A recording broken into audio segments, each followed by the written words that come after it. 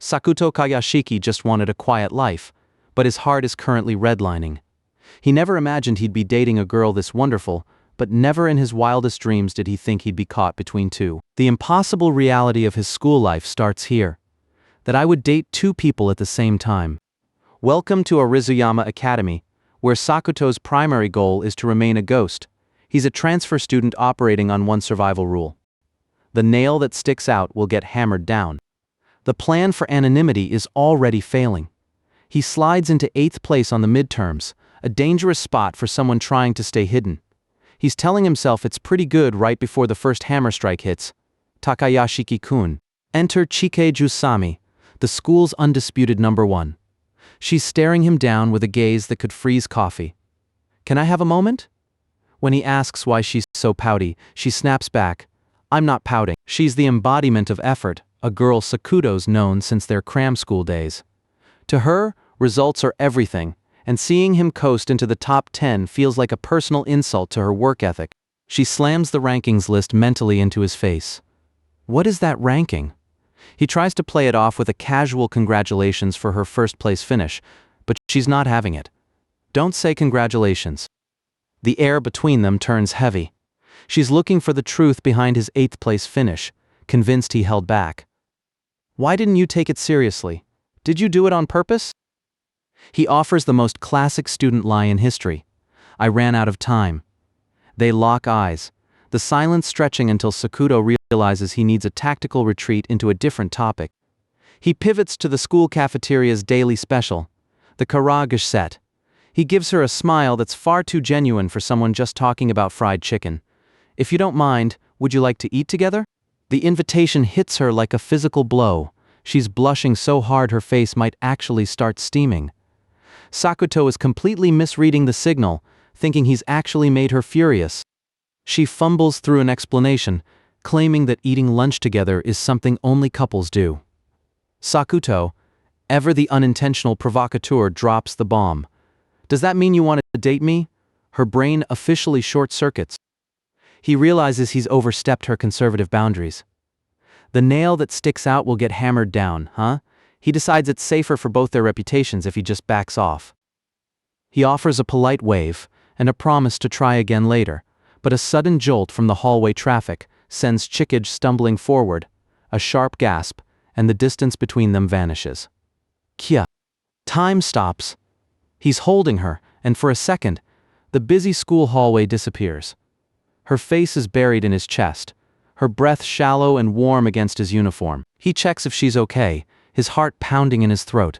She's still clinging to him, her fingers clutching his blazer as the reality of the contact sinks in. They spring apart like two magnets with the same pole.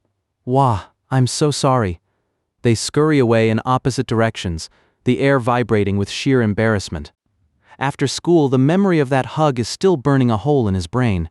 He's wondering if he made her uncomfortable when he spots a familiar figure disappearing into a place an honor student would never be caught dead.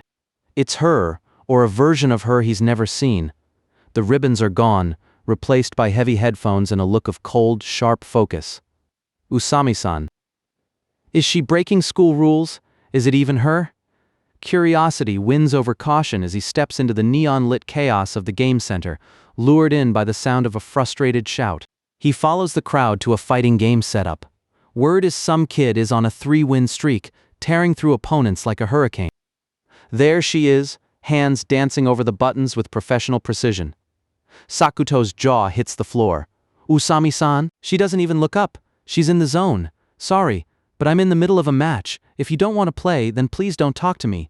This isn't the girl from the hallway. This is someone else entirely. He needs answers, so he takes the bait. He offers a match for a chance to talk. She lets out a sharp, mocking laugh.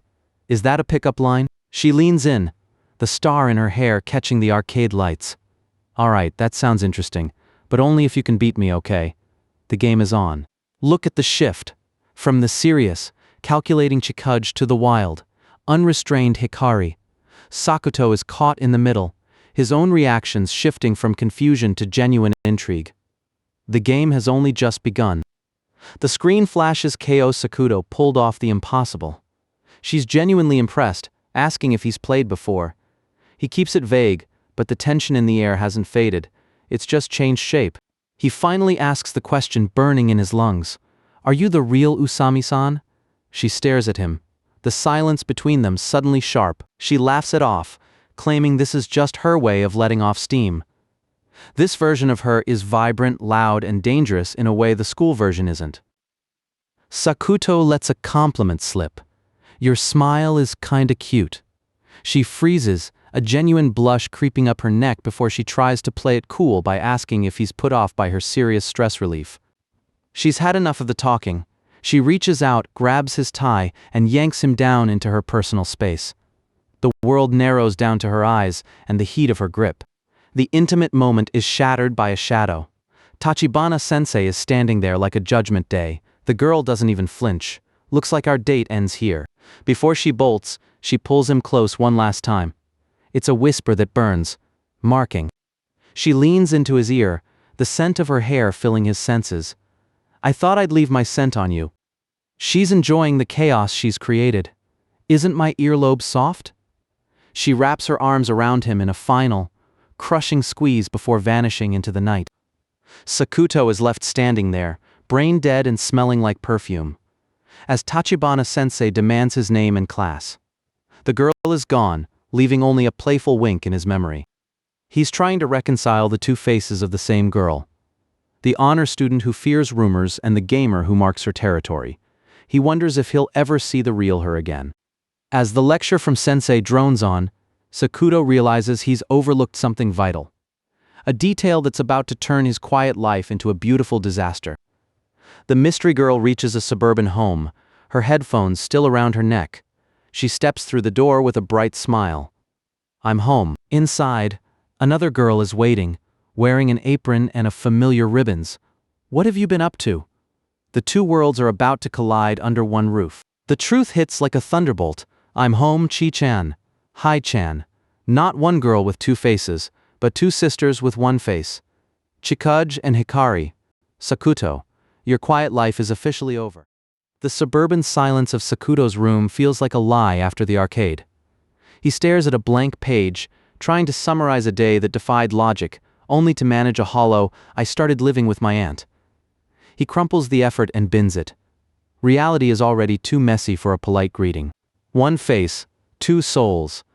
He's caught between the reserved honor student and the wild gamer who marked him with her scent. The more he struggles to untangle them, the more the quiet life he wanted feels like it just flatlined. Back at school, the visual matches the reputation, but the heartbeat doesn't. Seeing Usami in the gym sweaty, flushing, and devastatingly pretty makes his brain short-circuit for the second time in 24 hours. He leans in, testing the air. He hasn't told Tachibana-sensei about their encounter, but the girl looking back at him doesn't have the predatory fire of the arcade. It's a mismatch that's driving him insane. She calls her hairstyle a charm to prevent mistakes. Sakuto reaches out, expecting the girl who marked him, but the moment his fingers graze her skin, the honor student breaks. "What are you doing?" The hallway ices back, but it's burning. She's hyperventilating, her face a mask of pure shock, because in this world, at this school, touching is a boundary you don't cross. He thought he could reach out any time, but she bites back with a lethal, "I didn't. That's not okay." He brings up the hug from the arcade, and she shuts it down as a total accident. Touching is for couples only, that's the rule. She leaves him with a flustered, "Well, I'll consider it," before disappearing into the crowd. He realizes he's the one being dense. She isn't just cold, she's protecting their reputations. One wrong move in these hallways and the rumor mill would shred them both. He promises not to touch her again, but that's not what she wanted to hear. She's left fuming in the hallway, screaming his name while he makes a strategic retreat into the silence of the school. The clock strikes a warning. Tachibana-sensei has Chikage cornered, and the atmosphere is lethal. The counselor's voice is flat and final. "It goes against the school rules. Please fix it immediately." Most students would fold, but Chikage is a different breed. She demands a reason, challenging the subjective opinion of a teacher. She's strong-willed, but in this school, that's just a target on her back. The hallway becomes a courtroom of whispers. They call her a show-off, a rebel, someone who just wants to look cute. But through the static of the crowd, Sakuto sees the truth in her eyes. She isn't acting out. She just can't accept a world that doesn't make sense. He can't just watch her drown. He reaches for his tie, a reckless plan forming in the heat of the moment. He's about to break his own rule of staying unremarkable to save the one person who refuses to hide. He barges in with the dumbest grin he can muster, thanking the sensei for counseling while flaunting a tie that looks like it lost a fight with a hurricane. It's a move so absurd it actually stops the execution mid-sentence. He doubles down on the act, revealing his family matters and the fact that he has no clue how to tie his own necktie. He's exposing every fake vulnerability he has just to give the teacher a new puzzle to solve. It's high-level negotiation, reveal a flaw, flatter the ego. He calls Tachibana passionate and kind-hearted, watching the armor around the strict counselor finally start to crack. The mood lightens, the tension draining out of the hallway. Tachibana-sensei reaches for the tie, her professional instinct taking over. Sakuto thinks he's won, that they can finally just walk away. But Chikage isn't letting this go. She snaps that tie fixing is only for people you like, accidentally implying the teacher has a crush on a student. Tachibana's face explodes in a blush, and suddenly Sakuto is the rope in a total social disaster. I'm only fixing his necktie. It's a three-way standoff. Chikage is claiming classmate status, Tachibana is claiming teacher responsibility, and Sakuto is currently losing his airway. The quiet life he wanted just got strangled by his own uniform. He finally gasps out a plea for mercy. Please let go, both of you.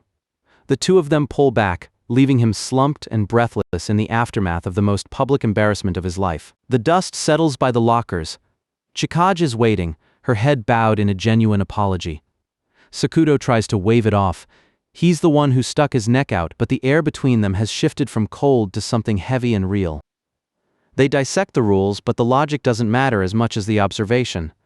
Sakuto realizes that the girl standing here isn't the one who takes detours to arcades. Her lifestyle is too rigid for that world. She turns the tables on him. She knows he didn't get serious about the midterms because he's afraid of standing out. She's blunt, cutting through his unremarkable facade with a single look. He asks her if she's okay with the rumors, with the eyes always on her. She admits she's scared, but her voice doesn't waver. Standing out isn't a choice for her, it's a consequence of her own standard. He mentions the old proverb about the nail getting hammered down, but Chikage just smiles.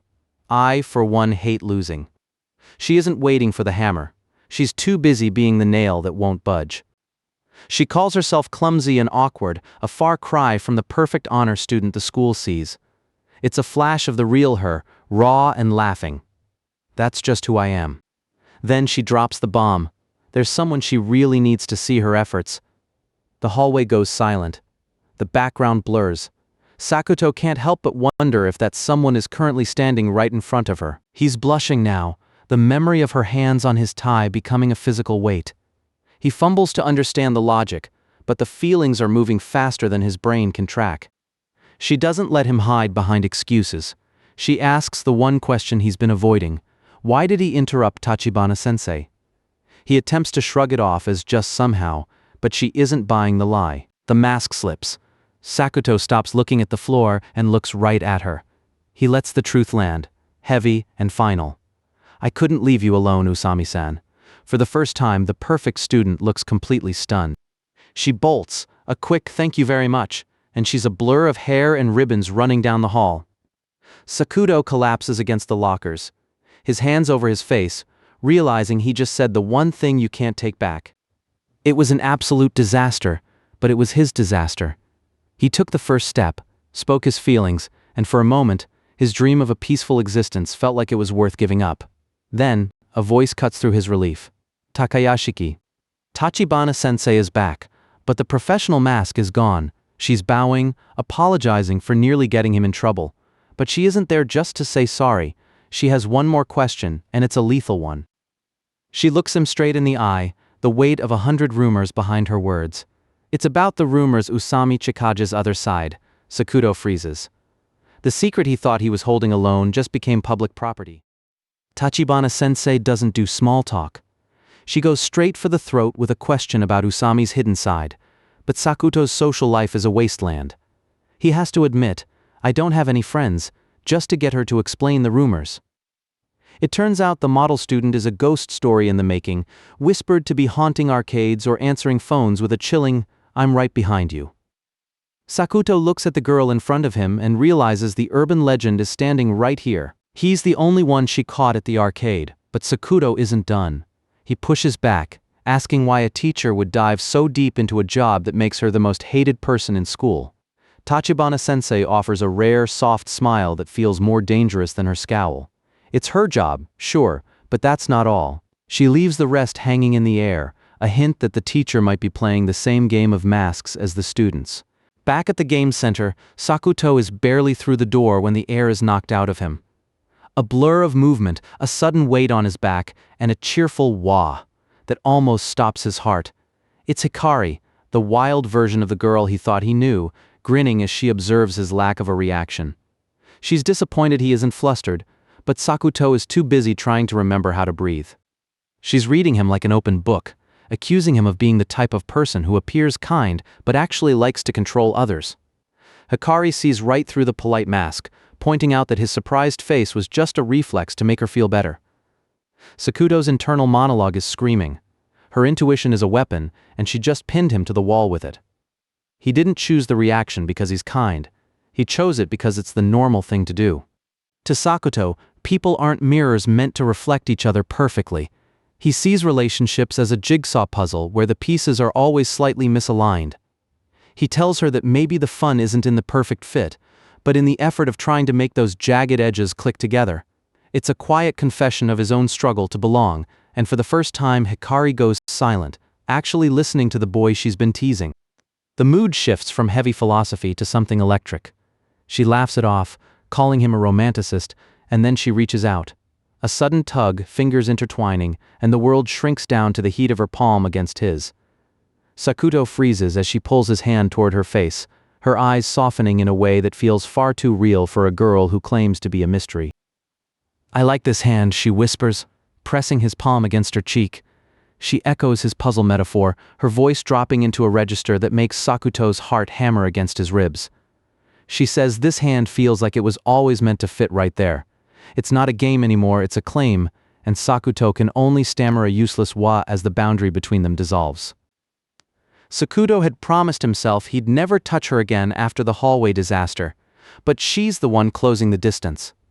She admits that not understanding each other is scary, but if they touch like this, the fear starts to fade.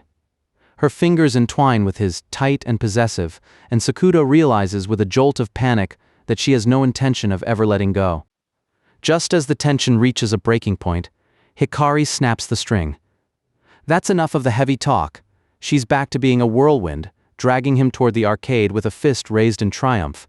She's out for revenge this time, her eyes gleaming with the competitive fire of a gamer who hates to lose. Sakuto can barely keep up, but he stops her. He has one thing he needs to say before they dive back into the neon noise. They find a quiet bench by the fountain, the school clock looming in the background. Hikari apologizes for the trouble the rumors are causing, but Sakuto is more concerned with how much she stands out. When she asks if standing out just means her top-tier grades, he has to look away. It's not just the grades, it's everything about her that refuses to be ignored.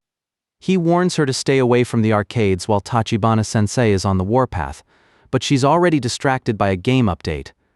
Sakuto finally asks the question that's been eating at him. Does she just act like an honor student at school? She admits she actually is one, but then she turns the tables. She leans in, her expression unreadable as she drops the ultimate trap. Who do you prefer, Takayashiki-kun? She spreads her arms wide against the sunset, forcing him to choose between the perfect girl at school and the wild gamer standing before him. Sakuto doesn't play her game. He responds that he's fine with either, which she calls greedy, but he's sincere. To him, they aren't two different people, they're both her. He isn't looking for a type, he's looking at her. He can't take his eyes off the version of her right now, and it makes him territorial. He asks what would happen if she went around marking other boys with her scent. Hikari's face erupts in a blush, her headphones almost rattling as she lets out a startled "ooh." She finally cracks, admitting with a shy smile, I only do that to the person I like. He admits that she's like a difficult problem he was suddenly given to solve. It sounds cold, but he explains that he actually enjoys the process of finding the answer.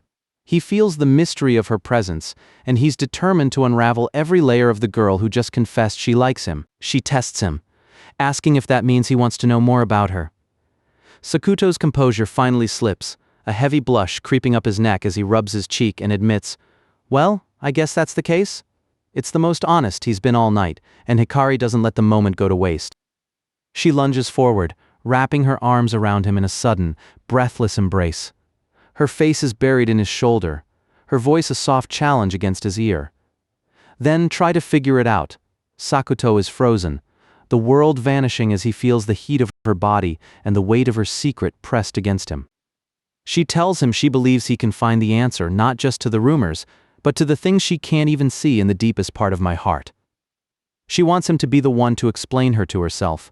It's a plea for connection disguised as a puzzle, and Sakuto can only stare into her eyes, seeing the vulnerability she usually hides behind a star clip and headphones. And just like that, she's gone, waving a cheerful "see ya" as she disappears into the evening. Sakuto is left alone on the bench, his hand still tingling from where it touched her face. He can still feel the lingering warmth, a physical reminder of her marking that seems to have sunk much deeper than just his skin. The next morning at school, the mystery is back in full force. Sakuto encounters Usami at the lockers, but she's not the icy queen today. Her face is a vibrant, unmistakable red as she stammers a greeting. When Sakuto asks, "Why is your face bright red?" she nearly short-circuits, her composure shattering before the school day has even begun. She can't even look him in the eye as she drops a bombshell. Could you come to the courtyard after school today?" It's the classic setup for a confession, and Sakuto's brain is racing. He's already promised to unravel her, but he didn't expect the first thread to be pulled this soon. Chikage notices he looks even paler than usual, likely from the lack of sleep spent thinking about her. Sakuto brushes it off, but the deal is struck. After school in the courtyard, the one place they can't be ignored. He watches her walk away, realizing that the peaceful life he wanted is officially a memory. The courtyard is quiet, but Sakuto's chest is a drum set. Every badump echoes in the silence as he watches her sitting on a picnic bench, her back to him. He takes a deep breath, lets out a long phew, and finally steps forward to announce himself, apologizing for keeping her waiting. She invites him to sit, then hits him with the question, "Would you like to go out with me?" Before Sakuto can even process the words, she panics, screaming that it's definitely not a date. She just thinks they should be friends, since they've gotten to know each other. But the blush on her face tells a very different story. Sakuto agrees with a simple, genuine smile, but he has to warn her. If they go out together, people are going to assume they're a couple. He asks if she's really okay with that, and Chikage, with a look of pure, desperate determination, shouts, "I don't mind." She's choosing him over her reputation, and the impact of that choice hits Sakuto like a physical weight. He asks her again if she's really okay with being misunderstood. Sakuto admits he used to hate standing out, but she changed his mind. He's starting to think that what matters isn't what the school thinks, but how he actually feels about things. He reminds her of what she said before, about being afraid of other people's judgment. He reassures her that she taught him it's okay to be afraid. He offers a new perspective. A nail that sticks out doesn't always get hammered down. Sometimes, you just need the courage to face the world as you are. Chikage stares at him, her eyes wide as his words dismantle the walls she's built around herself for years. Sakuto decides to take the step forward. He wants to unravel her, to know every secret she's hiding. He states his feelings directly. "I also want to go out with Usami-san, because I want to know more about you." Chikage completely loses it, hiding her face in her hands and letting out a high-pitched ha of pure romantic overload. They exchange contact info, a simple hello and a cat sticker marking the start of something new. As they pack up, Chikage gathers the last of her courage to ask, "Do you want to walk to the station together?" It's a small request, but in the context of their shared secret, it feels like a victory lap. They walk together, side by side, leaving the school behind. There are no grand fireworks or dramatic confessions, just two kids walking toward the train. But as Sakuto looks at the sunset over the town, he realizes that just by being with her, the entire world seems a little bit brighter. A few days have passed since that sunset walk, and Sakuto's quiet life has officially been colonized by Lime notifications. They're exchanging messages constantly. Mundane stuff like hobbies and cooking tips that somehow feel like high-stakes secrets when it's her.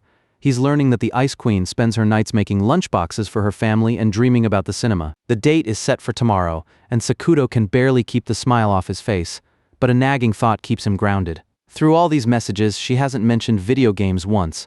No arcade talk, no high scores, just a soft, gentle girl who says, "I can't wait." The station is a sea of commuters until a familiar silhouette stops Sakuto in his tracks. It's her, but she's cornered, her shoulders hunched in that defensive posture he recognizes all too well.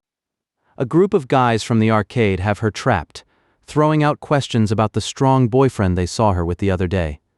They're grinning, oblivious to her trembling, as they push her for a rematch. "I'm not dating anyone yet," she insists, but her voice is thin and ready to snap. The confusion in the air is thick enough to choke on. The guys are starting to realize something is off, the vibe, the way she speaks. It's all different from the girl they played. Well, I guess Takayashiki's girlfriend was a lot more cheerful. They're relentless, telling her that if she doesn't hurry up and claim her crush, someone else will take him away. They mean it as friendly teasing, but for Chikage, it's a direct hit to her deepest insecurities. Then, the first drop hits the concrete. Chikage isn't just upset, she's breaking. The rhythmic drip of her tears is the only sound in the sudden, horrified silence of the sidewalk. Sakuto doesn't hesitate. He steps between her and the crowd, his voice low and dangerous as he shuts the situation down. Please stop inviting her to the arcade. He leads her away to a quiet corner of the station, the city noise fading into a dull hum. Before he can even ask if she's okay, she collapses against him, burying her face in his chest with a desperate sob. Sakuto stands there, arms hovering, his heart hammering against his ribs. He apologizes for not coming sooner, for letting her get cornered, but her response is a muffled confession that changes everything. Her words cut through his confusion like a blade. "Ever since I was in middle school, I've liked Takayashiki-kun. She's been watching him from the sidelines of his life for years, carrying a weight he never even suspected. He should be happy, but all he feels is a crushing sense of guilt." He looks at her, and the image of the bold, headset-wearing girl from the arcade flickers in his mind. The contrast between that predatory confidence and this weeping vulnerability is too sharp to ignore. She's gripping his uniform as if she's afraid the world will swallow her whole. He realizes that every time he's seen her lately, he's somehow made her sad, despite his best intentions to protect her. She pulls away, her head bowed in shame, whispering that it's her own fault for not being cute enough to have courage. It's a confession of self-hatred that hits harder than any of the arcade guy's insults. "I hate myself." With those final crushing words, she turns and bolts into the crowd. A small silk ribbon slips from her hair, fluttering toward the pavement as Sakuto reaches out to avoid she's already left behind. He watches her disappear, the distance between them feeling like a canyon. A cold realization washes over him. If he lets her walk away now, he'll lose her forever. The unremarkable life he wanted has suddenly become his prison. He scoops the ribbon off the ground, his fingers tightening around the fabric. This is it. No more being a spectator, no more passive observer. His legs are moving before his brain can talk him out of it. He tears through the station, his lungs burning with every breath. He doesn't care about the stairs or the crowd, he just needs to close the gap before the train takes her away. He scans the crowded platforms, his eyes darting through the throngs of students. There, by the Tozai line. The girl with the headphones is standing there, but she's not crying anymore. She's just waiting. He doesn't call out. He just reaches her and pulls her into a hug that catches them both by surprise. The station noise dies as her face flares into a bright, confused blush. He pulls back just enough to look her in the eyes, his voice trembling but steady. "Is it true that you like me?"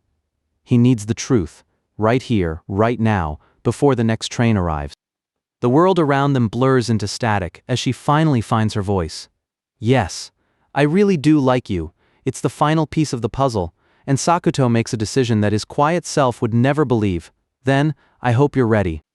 He steps closer, his heart threatening to burst through his ribs. She closes her eyes, her breath hitching as the space between them vanishes. This is the point of no return. In the middle of the crowded station, Sakuto leans in. It's soft, It's desperate, and it's a total declaration of war against his own unremarkable nature. For one long, brilliant moment, the rest of the world simply doesn't exist. They linger in the kiss, the heat between them drowning out the cold air of the platform. It's the kind of moment that marks a life, a permanent scar of pure, unadulterated feeling. They break apart, both of them gasping for air as the reality of what they just did starts to sink in. Sakuto is about to say anything, when a sharp, horrified voice cuts through the haze. "What are you two doing?" Sakuto turns, and his heart stops. Behind him is Usami-san, her ribbons perfectly in place and her eyes wide with shock, but in front of him is also Usami-san. Same face, same uniform, different hair clips. He looks from one to the other, his brain finally flatlining. The girl with the ribbons is pointing at him, her voice cracking with betrayal. "Just now, you and Hai-chan?" Sakuto can only stutter as the girl he just kissed, the bold one. Hai-chan smirks and reveals that she just kissed the person she likes. Everything from the last few weeks, the predatory markings, the sudden vulnerability, the different vibes, it all floods back in a wave of terrifying clarity. "You two are," they say it in unison, a synchronized blow to his sanity. "Twins, of course." Sakuto can only let out a hollow, manic laugh as he realizes his quiet life didn't just flatline, it exploded. So that's what it was. Sakuto's quiet life didn't just flatline, it exploded in a crowded cafe booth. He stares at his coffee as the sweat beads on his forehead, his brain looping on the fact that his first kiss just turned into a double identity disaster. He grips the edge of the seat, screaming internally, how did it end up like this? The guilt is a physical weight, pressing his shoulders down while he tries to untangle the impossible situation. He mumbles an apology. "I'm sorry for mistaking you two," but Hikari just waves it off with a casual grin, leaving Chikage to stew in her own mounting frustration. Hikari finally lets the mask slip, admitting she knew exactly who he was the whole time. Sakuto's brain nearly short-circuits as he realizes he was the mark in a twin-swapping prank that went all the way to first base. He can only let out a shocked "eh" while Chikage slams her hand on the table, her patience finally snapping. Then Chikage drops a question that makes the air leave the room. "What does it taste like to kiss Hai-chan?" Sakuto hides his face in his hands, unable to meet her eyes as she tries to figure out if her sister's feelings are just another part of the game. Hikari doesn't back down. She cups her glowing cheeks and lets the truth fly. "Nah, I like him." The booth erupts as Chikage literally tries to shake the logic back into her sister's head, screaming that she must be confused. Hikari just smiles through the vibrations, her resolve firmer than ever. Hikari recounts the physical contact with a dreamy look, describing every touch she used to confirm her feelings before the hug. Chikage listens in a dark, lethal silence, her eyes burning holes into the back of Sakuto's head as her sister giggles. "And we kissed Eihei." Hikari claps her hands together, ready to skip the drama and go straight to the reward. She asks to go out with him, prompting a thunderous "wee-ha" from Chikage. The honor student finally stakes her claim, arguing that the kiss was intended for her, making it hers by spiritual right. The sisters are full-on brawling now, with Chikage so desperate she's contemplating a transitive kiss through her twin. They're a public menace, causing the staff to finally intervene before the kiss logic results in a cafe-wide riot. The bickering stops instantly as they both lean in, their identical faces demanding a final answer. "Choose which one you want to date, please." Already, Sakuto is cornered, the pressure of 2 lifetimes of expectations bearing down on him as he takes a shaky breath. He looks them both in the eye and delivers the one answer that should be an absolute disaster. "I like both of you." The twins freeze, the word "both" lingering between them like a glitch in the romantic matrix. He starts with Chikage, describing the deep respect he has for her honesty and hardworking nature. He calls her cute and pretty, admitting how much her confession moved him until she clutches her chest, gasping, "Wait, Takayashiki-kun. Stop, my heart." Then he turns to Hikari, finding the words for the girl who challenged his entire worldview. He sees the profound depth behind her energetic mask, and Hikari's predatory smirk melts into a genuine, soft-edged giggle as she confirms her love again. He makes it clear that he doesn't see them as a pair of identical dolls. He sees Chikage and Hikari as 2 distinct individuals, and that's exactly why his heart is torn in half. He likes them both, and that makes choosing one an impossible task. Sakuto's face goes stone cold as he delivers the hammer blow. "I can't go out with either of you." The twins go pale, the silence of the rejection followed by a scream that probably shattered windows 3 blocks away. They demand he just pick one, but Sakuto is already overthinking the fallout. He refuses to be the wedge that splits their sisterhood apart, asking, "If I choose between one of you, how would the other one feel, being set aside?" His hands are shaking as he offers the "Let's Be Friends" consolation prize to save their family bond. He'd rather lose the girls he likes than watch them lose each other, even if it means his own heart stays in limbo. The twins clasp hands, their fingers interlacing as they present a third option that defies every social norm. "Why don't you put us, the twins, together and make us both your girlfriends?" Their eyes are sparkling, unified in a proposal that changes the game entirely. Sakuto actually smiles, the absurdity of the both option making more sense than it has any right to. Hikari is already testing out the darling label, while Chikage mumbles the word under her breath, turning a shade of red that shouldn't be humanly possible. He tries to invoke common sense, but Hikari is a master of emotional leverage. She asks Chikage if she's really going to give up on her feelings just because of what people think. When the vote is called, Sakuto is outvoted 2-1 by a pair of girls who have decided that rules are for other people. Sakuto worries about the worst looks he'll get from society, a concern that makes Chikage hesitate for a split second. But Hikari just tells him he'll need divine intervention to love them equally, and her confidence is infectious. Hikari starts troubleshooting the logistics, asking what they'll say when people ask if they have a boyfriend. The twins share a conspiratorial whisper, realizing that as long as they're a secret, they can have everything they want. Hikari points out that since people only expect one girlfriend, nobody will ever ask how many. The secret is their shield. If the 3 of them hang out, people will just think he's close with that twin, a loophole that turns their identical faces into the perfect cover. "Does that affect anyone badly?" Hikari asks, her hand extended like a lawyer closing a deal. Sakuto looks at the absurd genius in front of him, and then at Chikage, who is smiling with a pride that says she's fully on board with the chaos. The final question remains suspended, framed by 2 hopeful, identical gazes. "Can you love the both of us?" Sakuto lets out a breath he didn't know he was holding and gives the only answer he can. "I'll try my best."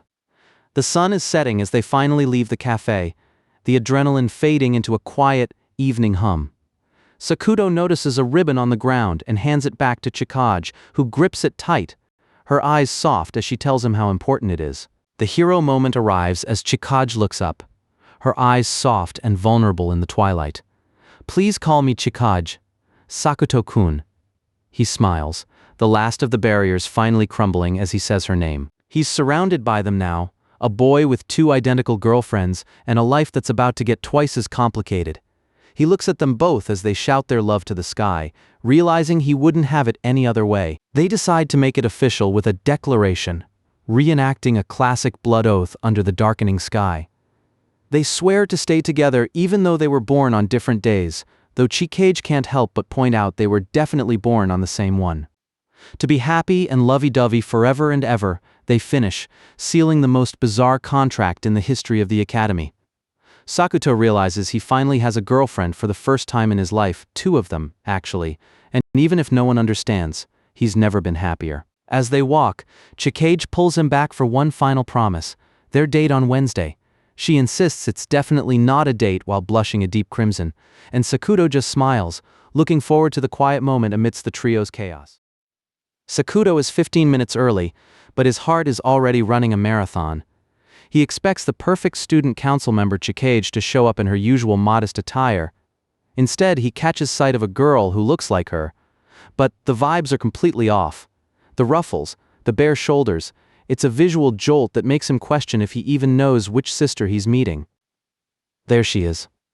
The one who usually hides behind a stiff uniform is suddenly a vision of summer ruffles and nervous energy.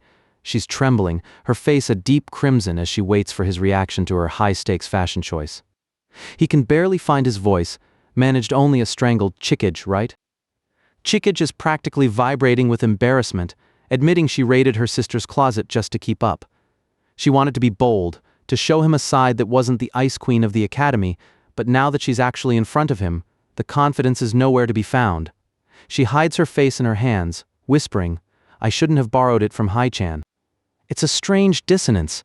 She's identical to Hikari, but the way she wears the clothes makes her feel entirely different, vulnerable and sharp at the same time. As they walk through the crowd, Sakuto feels a surge of something protective.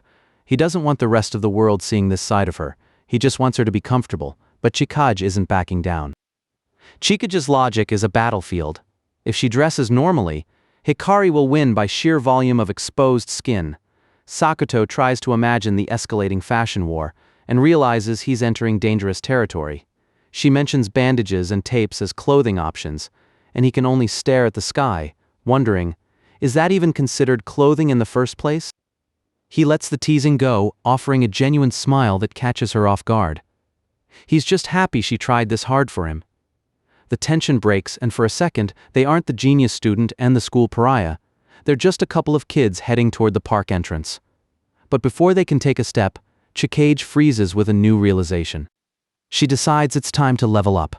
Crossing arms while walking is a date staple, but the physics of it are currently terrifying her. She yells negative at the top of her lungs, panicking about the inevitable physical contact. Sakuto just takes the hit, responding with a resigned, "Roger that." She treats skinship like a military operation. She's psyching herself up, face glowing like a forge, prepared to breach the perimeter of his personal space. She takes a breath that could power a small village and makes her declaration. Usami Chikage going in. The world narrows down to the point of contact. Her hands find his arm, and the distance between them vanishes. It's a quiet, heavy heat. Chikage is practically steaming, convinced that if she just doesn't lean in too far, her heart might stay inside her chest. Sakuto just nods, his own face burning, as they finally start their walk together. The day blurs into a whirlwind of sensory overload. From the gentle rotation of the carousel to the gut-wrenching drop of the roller coaster, they're finally letting the school year's weight fall away. By the time they collapse onto a bench with drinks in hand, they're both breathless and grinning. Sakuto can't help but tease her for how loud she screamed on the drops. Another tactical error, Chikage gets interested in his drink. She's aiming for an indirect kiss, but her social batteries are already flashing red. She stammers through the request, her eyes darting everywhere but his. Sakuto, oblivious or just playing along, hands it over, and her internal monologue hits negative again in record time. She treats a straw like a live wire. With one final rally of courage, she announces her assault on the drink and takes a sip. The silence is thick with the sound of her gulping. Sakuto watches her, the gears finally turning in his head as he realizes just how much weight she's putting into every single interaction. The air cools as the sun dips lower. Chikage finally drops the armor, admitting she knows how she comes across at school. Rigid, distant, maybe even a little arrogant. She chose this place because she wanted him to see a side of her that likes cute things and bright lights, not just the honor student who always has the right answer. Sakuto's response is simple. He's just happy to know her. But he challenges her to be that girl at school too. Chikage looks away, noting that it's hard to be vulnerable with people she doesn't trust. The implication hits Sakuto like a physical weight to her. He's already moved beyond friend or classmate. He's someone she can finally lean on. She traces the memory back to a quiet summer cram school. A problem she couldn't solve, a teacher who wasn't around, and a moment of frustration that led her to step away from her desk. When she returned, the solution was there, written in a hand that was precise, clear, and utterly anonymous. The rumors started then. "That kid is a real genius," the teacher said. Chikage found herself watching him, her eyes constantly drifting to the boy who moved through life like he already knew the end of the story. No matter how complex the problem, he solved it instantly, as if he were seeing a different version of the world than everyone else. When she finally gathered the courage to speak to him, he didn't boast. He was just a boy who wanted to be normal. He told her he was glad he came to that school, not for the curriculum, but because he met someone as hardworking and honest as her. It was a compliment that bypasses her status and went straight to her soul. She saw the loneliness behind his brilliance, the resignation. She knew he was the one who wrote that math solution, and she knew he was playing dumb to avoid the spotlight. She caught him in that lie, but more than that, she caught a glimpse of a person who was just as isolated by his perfection as she was by hers. He finally admits it. He couldn't just walk by and see her struggling. It's that instinctive, quiet kindness that defines him. Chikage smiles, the memory of that moment still warm in her chest. For years, she's been watching him, waiting for the chance to say what he really means to her. She says it with a clarity that cuts through the evening air. The kindness, the reliability, the way he just exists, she loves all of it. That's the part that made me fall in love with you. It's the sound of a years-old secret finally being set free. The heavy air lifts as they start to joke again. Sakuto realizes she's been pouting about his grades since the midterms, and he tries to dig into the secret of how she caught him lying. Chikage just gives him a playful, enigmatic look. Some secrets are worth keeping for a little longer. The sky is bruising into a deep purple. They have time for one last ride, and Chikage points to the towering frame of the Ferris wheel. She's never ridden one before, and under the cover of the coming night, it feels like the perfect place for the day's finale. Safe inside the glass car, the silence returns. Sakuto says he feels at ease, but Chikage isn't looking for calm. She wants something thrilling, something that makes her heart race. She's spiraling again, her internal monologue shouting negative as the car climbs higher into the dark. She can't let it go, the mark Sakuto left on her sister. She wants her own version, a physical sign that she belongs in this triad just as much as Hikari does. She looks at him with an intensity that pins him against the seat. Something you did for Hai-chan but haven't done for me yet. Sakuto reaches out and pinches her ear. A charm to make sure he doesn't mistake her for anyone else. It's a bizarre, intimate gesture that leaves her squeaking in surprise. He admits he only ever does it to Hikari, but for Chikage, that's not enough. She knows he's hiding the real answer. She sees the lie in his eyes, the same way she did back in middle school. She isn't pouting, she's demanding. If he won't say it, she'll have to show him exactly what's missing from their date. She moves. Suddenly, she's over him, pinning him to the side of the car as the world outside drops away. The shy honor student is gone, replaced by a girl who is tired of waiting. A kiss. You haven't kissed me yet. She's treating it like a sacred directive. An order from above, she cries, her face inches from his. She's proceeding to the objective with military precision, and Sakuto is just trying to find enough air to breathe. He calls a frantic time-out, just as she's closing the distance. He doesn't want the performance. He doesn't want her to force an aggressive persona just to compete with her sister. He wants Chikage, the version of her that moves at her own pace, the one he's been watching for just as long. He places a hand on her waist, pulling her back into the moment. He takes the lead. I'm your boyfriend, so let me lead you. It's the first time he's truly stepped into that role. Chikage's eyes soften, her competitive fire dying down into something much warmer. She closes her eyes, finally letting go of the plan and trusting him to bridge the gap. The kiss is soft, certain, and long overdue. No more games, no more identical shadows. When they pull apart, Chikage doesn't look away. She asks the question that makes everything official, once and for all. Will you go out with me? And Sakuto, looking right back at her, can only give her the one answer she's been waiting years to hear. The night sky explodes into light. Below them, the fireworks are blooming, a celebration they didn't have to ask for. High above the world, hidden in their private glass car, the honor student and the genius find their first moment of true peace. The alliance is sealed, not with a contract, but with a lingering touch under the falling sparks. The perfect date is over, but the schedule is just beginning. Chikage stands at the edge of the night, finally letting go of the hand she spent the last few hours memorizing. She looks at him with that soft, lingering sincerity that makes his heart do backflips. Tomorrow is Hai-chan's turn, right? The handoff is official. But as the breeze picks up, Chikage's thoughts drift back to the school she dominates, and the sister who refuses to step foot in it. She wonders out loud why a girl with a brain like a supercomputer chooses to stay in the shadows, leaving an earphone behind, like a breadcrumb for Sakuto to find. Sakuto is still processing the scent of the previous date when the script flips. He catches the glint of an earphone, a tiny mechanical ghost of the girl who was just there. He calls out for Hikari, but he's met with a blur of motion and a backpack. Chikage doesn't just leave, she vanishes with the tactical efficiency of a special forces operative. Emergency leave, farewell. And just like that, Sakuto is the only one left standing on the bridge, staring at a runner who is already mentally 3 steps ahead of him. Forget the shy honor student routine. This is the Hikari show. She adjusts her glasses with a smirk that says she's already decided how this night ends. It's date night for the twin who doesn't play by the rules, and if the first date was about a Ferris wheel, this one is clearly going to be about breaking the speed limit. Walking through the crowded school gates the next day, the weight of the twins' secret feels heavier than Sakuto's bag. Yesterday, Chikage dropped the truth. Her sister isn't just a gamer, she's a legitimate national-level genius. A prodigy who could probably run the school if she actually bothered to show up for class. In middle school, she wasn't just smart, she was a phenomenon.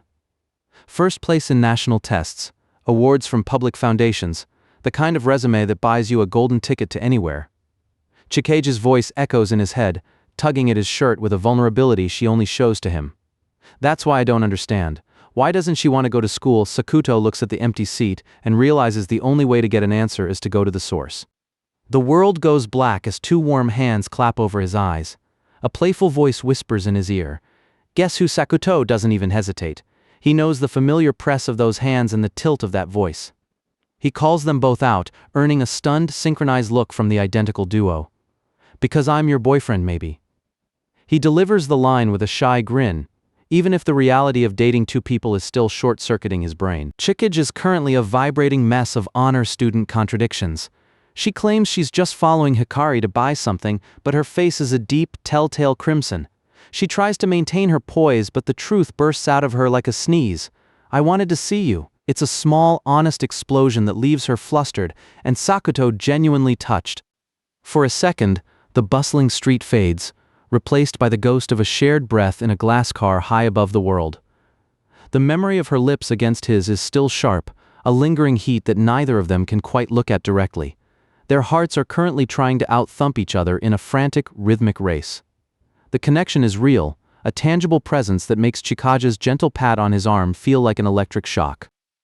Hikari slides into the frame, her energy cutting through the romantic tension like a lightning bolt. It's my turn today, okay? She isn't asking permission, she's claiming territory. She leans in with a giggle, whispering about all the things she might do with Sakuto today, leaving her sister hyperventilating in the background. Please have a clean and proper date, Chikage shrieks, but the mischievous glint in Hikari's eyes says the schedule is strictly rated R. Hikari clings to Sakuto's arm, her softness a constant distraction as they walk away. Sakuto looks back at Chikage, feeling a strange mix of guilt and vertigo. Where are you guys going? Chikage's voice follows them, small and panicked, as she watches her sister march the boy they both love toward an unknown destination.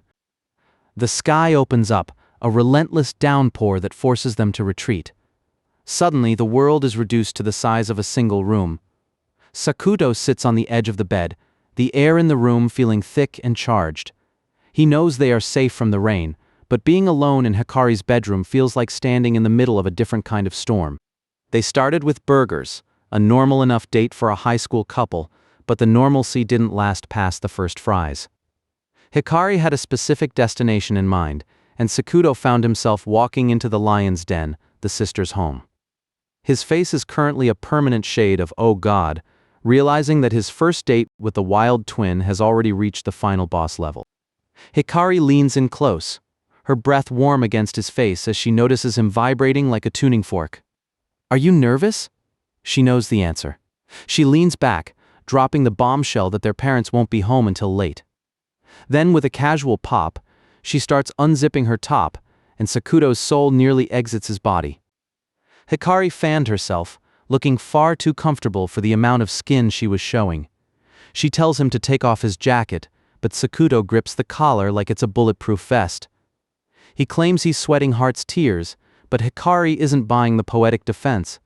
She lunges, physically peeling the jacket off him while he lets out a strangled goo of pure defeat. Then comes the sensory assault. Hikari buries her face in the fabric she just stole, taking a deep, lingering inhale. Sakuto-kun's scent, she says it with a blush that makes her look genuinely predatory. She admits she loves his smell, leaving Sakuto looking like he's forgotten how to breathe. Just lie on the bed and relax, she chirps, as if she hasn't just broken every social boundary in the book. The curtains are drawn, the room plunging into a soft, artificial dusk. Hikari crawls onto the bed, the mattress shifting under her weight. Shall we begin? Her voice is low, silk against the silence. Sakuto is barely able to manage a weak, terrified sure, as she leans over him, her face a blur of dark hair and intent. Click! The ceiling explodes into a galaxy of tiny white lights. It's a homestar, a private universe projected onto the ceiling of a teenage bedroom. The tension shifts from sharp to soft as they lay side by side under the fake stars. Sakuto feels a wave of shame for the naughty thoughts he was just having, but Hikari just smiles, moving closer until their shoulders touch. The stars are beautiful, but Hikari has better things to look at. Without a word, she leans over and presses her lips against his cheek. It's quick, soft, and completely unexpected. Sakuto's eyes go wide as he stares at the ceiling, the galaxy currently spinning in his head. Why so suddenly? He's trying to find logic in a situation that is purely emotional. She giggles, rolling onto her side and watching him like he's a particularly interesting science project. She compares his reaction to a little kid, which earns an immediate wounded protest. "I'm a big kid though," Sakuto grumbles. He makes the mistake of saying he's not a monk, and Hikari's smirk tells him he just opened a door he won't be able to close. The space between them vanishes as Hikari climbs on top of him, her hair falling like a curtain around their faces. She presses her ear against his chest, listening to the frantic, drum-like rhythm of his heart. Wow, your heart is beating really fast. The heavy closeness of her, the smell of her, the stars above, it's in sensory overload that leaves Sakuto paralyzed, his pulse giving away every secret he's trying to keep. Sakuto manages to choke out a question, asking if she's nervous at all. Hikari looks down at him, her usual playful mask slipping just a fraction. For all her aggression, her cheeks are burning just as hot as his. "Of course I am." It's a quiet confession that makes the air in the room feel even thinner. She takes his hand, guiding it toward her own chest. "See for yourself. The invitation is more than Sakuto's nervous system can handle." He feels the thrum of her life beneath his palm, a matching rhythm that says they are both in way over their heads. The room feels like it's about to combust. Sakuto hits his limit. He pulls back, his face looking like it's about to steam.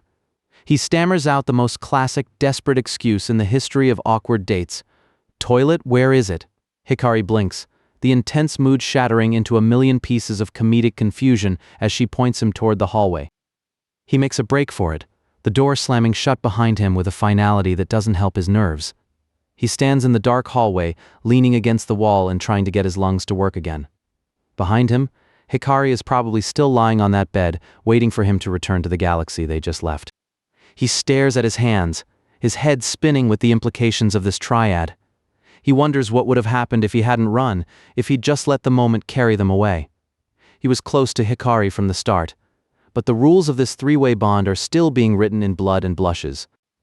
The image of a disappointed Chikage flashes in his mind like a warning sign. If he goes a step too far with one, will the other ever forgive him? What on earth am I thinking? He clutches his head, the reality of dating twins finally hitting him with the force of a freight train. Then, a door opens and the world stops again. Standing in the doorway is a figure who looks exactly like the sister he just left, but she's wearing nothing but a half-open shirt and lace. Her face is a mirror of his own shock, her hands frozen on the doorframe. Sakuto's brain finally, officially flatlines as he stammers out a name. This is truly bad. It's not a date anymore. It's a disaster in slow motion. Sakuto pushes the door open and the world immediately ends.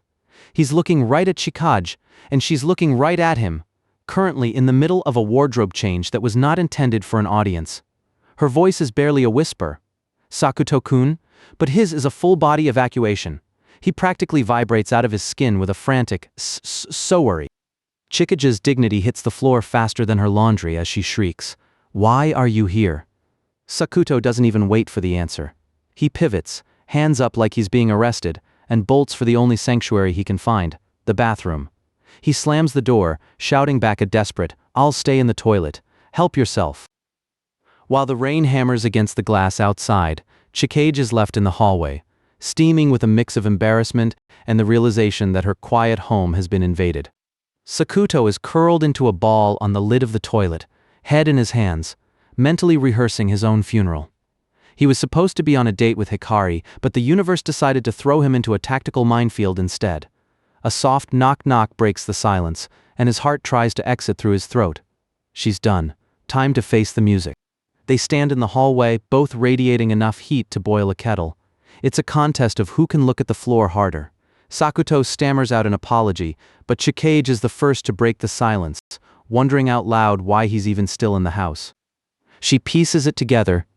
The house date with her sister. Her eyes narrow, leaning in close until Sakuto can feel the judgment in her breath.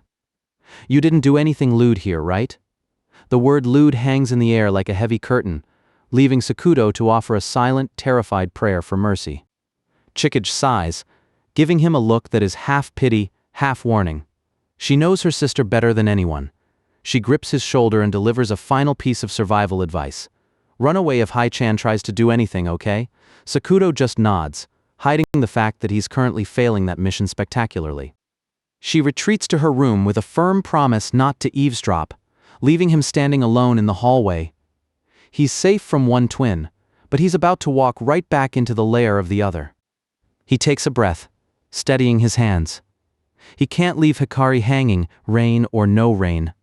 He forces a smile, pushes the door open, and prepares to tell her that her sister is home. The words die in his throat. Hikari is standing there in black lace, looking like a dream and a nightmare for his self-control all at once. She smiles, completely unbothered by her lack of clothing, and chirps a cheerful welcome back. Sakuto's brain has officially left the building. He's screaming internally and externally. He begs her to put some clothes on, yet Hikari only steps closer, her bare feet hitting the floor with a rhythmic step that sounds like a countdown. She's not just teasing him, she's hunting. He turns his back to give her privacy, but that's exactly what she wanted. Softness slams into his back as she wraps her arms around him, pressing tight. I was so lonely, she whispers. Sakuto freezes, every nerve ending firing at once as the sensation of her proximity and her lack of a shirt sinks in with a literal thud. Hikari is squeezing him like a teddy bear, giggling while he tries to explain the tactical reality. Chikage is literally 10 feet away. He hears the rain, he hears his heart, and then he hears the one thing he was dreading, the sound of footsteps and a door clicking open. The door swings wide. Chikage stands there, the image of perfect composure slowly cracking as she takes in the scene, her boyfriend, her sister, and a very distinct lack of fabric. What's with the ruckus? She stops mid-sentence, her face turning a shade of red that shouldn't be biologically possible. The hand of justice, or at least an older sister, descends. Chikage grabs Hikari by the arm, dragging her away for a very necessary lecture. Hikan, come here for a second. Sakuto is left in the living room, banished to the corner like a scolded puppy, fully aware that he is in a significant amount of trouble. He sits in the silence of the living room, staring at the teacups on the table. He can hear the muffled voices of the sisters in the other room, a storm brewing that's far more dangerous than the rain outside. The door opens again, and Sakuto's brain finally, officially flatlines. They didn't come back to yell, they came back in matching bunny suits. Fishnets, ears, and enough lace to cover a wedding. He can barely choke out the question, why bunny girls? They just beam at him, completely unified in their chaotic mission. Apparently, this was their plan for a peace offering. Hikari is all smiles, insisting it'll make him happy, while Chikage is vibrating with pure shame, only wearing it because her sister wouldn't let her back down. Sakuto is caught between a heart attack and a nosebleed. They don't stop there. They dive right into a game tournament, controllers in hand, ears flopping as they get competitive. Chikage even offers to prep snacks, still in the outfit, as if this is just a normal Saturday and not a fever dream he's having. He's sitting there, sandwiched between two identical bunny girls, staring at the screen while his soul slowly ascends to a higher plane of existence. This is his life now. This is the triad. And somehow, he's actually winning the game. Fast forward to Monday, and the mob lifestyle Sakuto cherished is officially dead and buried. Chikage isn't hiding anymore. She sits right across from him at lunch, staring down the entire cafeteria. When he asks if she's worried about the rumors, she just huffs, I don't mind being misunderstood. The pressure doesn't let up. As soon as the bell rings, Hikari is waiting at the gate, waving him down with a grin that promises even more trouble. She's wearing the uniform, looking like the perfect student, but her eyes are full of mischief. Hikari latches onto his arm in front of everyone, ignoring the stares. Chikage watches from the side, her face a mix of envy and school president duty. They're arguing over who gets to cling more, and Sakuto is just trying to stay upright while his reputation burns to a crisp. The talk turns to the weekend. A three-way date at a hot spring. Hikari is already planning a 2-day stay, while Chikage tries to maintain some shred of balance. They're a unified front of affection, and for a moment Sakuto actually feels like the luckiest guy on earth. But then, the color drains from the world. Chikage stops walking, her head bowed, her voice losing all its warmth. She doesn't look at him when she says it. About our date next week, I can't seem to go. The happiness of the last hour vanishes, replaced by a cold, heavy dread in Sakuto's chest. The memories of their laughter and those ridiculous bunny ears feel like a lifetime ago. The clouds are moving in, and for the first time, the triad is facing a wall they can't just tease their way over.